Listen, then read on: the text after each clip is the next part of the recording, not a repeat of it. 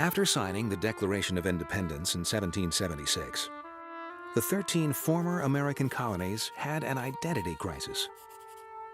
It was one thing to declare independence. It was another to figure out exactly what you were now that you'd declared it. And people didn't really know what this new sort of bunch of former colonies, soon-to-be states, was going to be. No one knew. It was completely up in the air. At the time, the governing body was the Continental Congress. In 1777, this Congress took an important first step to unite the former colonies by drafting the Articles of Confederation.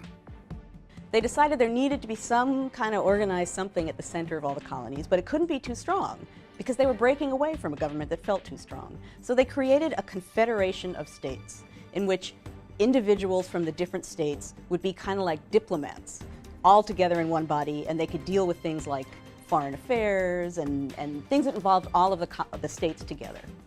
Things that had to do with what was going on inside the states, they left alone to the states.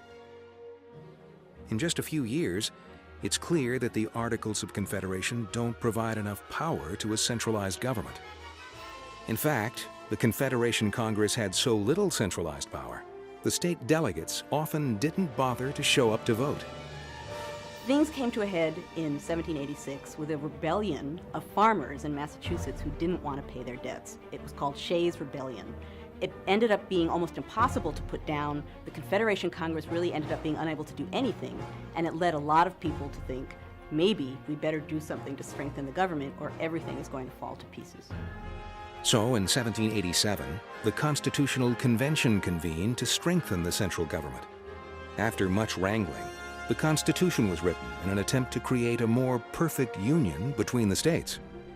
One of the amazing things about the Constitutional Convention was something that people at the time recognized. They knew that most governments were the result either of chance or war. And they knew that what they were doing was sitting in a room and calmly trying to create a good government. They knew it was something that felt unique in world history, and if they failed at what they were doing, they all believed that this would be the general misfortune of humankind. It would be proving for all time that you couldn't create a government with calm debate, but that you would forever be subject to chance and war.